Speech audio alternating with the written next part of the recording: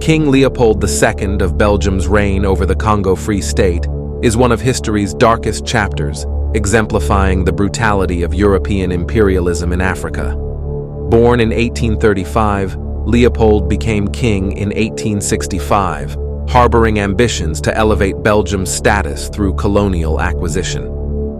During the late 19th century, as European powers scrambled to partition Africa at the Berlin Conference, 1884 to 1885, Leopold cunningly positioned himself not as a monarch, but as a philanthropist and humanitarian.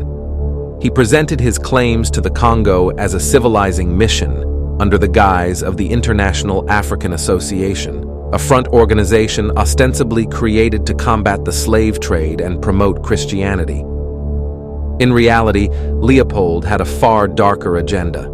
Through deceitful treaties with local chiefs and the complicity of European powers eager to avoid conflict, he established personal control over the vast Congo basin, branding it the Congo Free State in 1885. Leopold's regime soon turned the Congo into a vast labor camp centered on the extraction of ivory and later rubber, a resource that grew immensely valuable with the rise of industrialization. The rubber quotas were enforced with barbaric methods by the Force Publique, a colonial militia notorious for its cruelty. Villages that failed to meet quotas were subjected to punitive raids, with horrific acts such as the severing of hands to account for spent ammunition. Women and children were held hostage to coerce labor from men, and resistance was met with massacre. Under Leopold's rule, an estimated 10 million Congolese perished from forced labor, violence, famine, and disease, while countless others were maimed. The sheer scale of human suffering drew international condemnation. Missionaries and travelers, including figures like George Washington Williams, a Black American minister and journalist, exposed the atrocities in the late 19th century, accusing Leopold of crimes against humanity in open letters. The culmination of global outrage led to an investigation by the Belgian parliament and the eventual annexation of the Congo Free State by the Belgian government in 1908, transforming it into the Belgian Congo. Despite this transfer of power, the humanitarian abuses persisted in varying degrees, underscoring the destructive legacy of colonial exploitation. Leopold's vision of Congo as a source of personal wealth set a grim precedent for colonial governance, marking him as a symbol of unchecked imperial greed.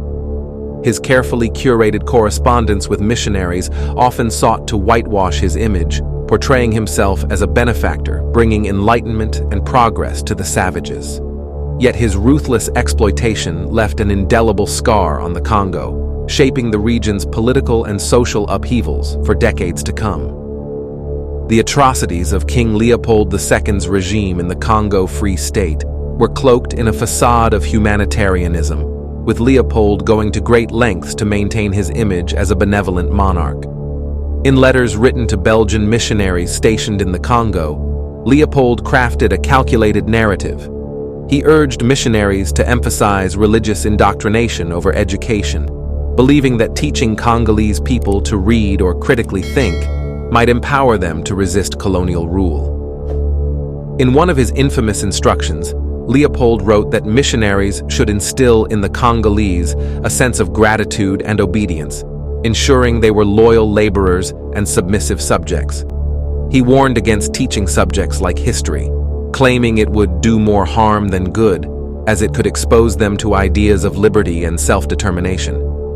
His letters revealed the depth of his manipulation, seeking to use religion as a tool to pacify and control the population while obscuring the brutal realities of his exploitative rule. Despite Leopold's efforts to maintain secrecy, reports from missionaries, journalists, and activists increasingly exposed the horrors of the Congo.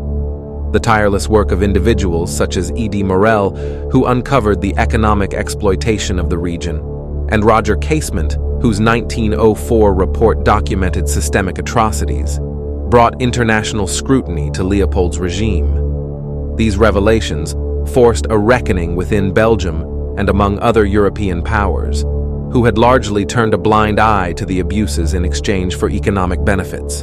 The widespread evidence of mutilations, forced labor, and mass killings painted a stark picture of the human cost of Leopold's greed.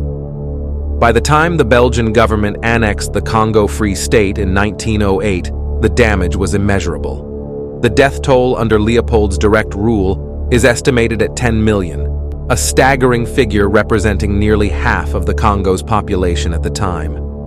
The destruction of social structures, the depletion of human and natural resources, and the enduring trauma of the regime left an indelible mark on the region.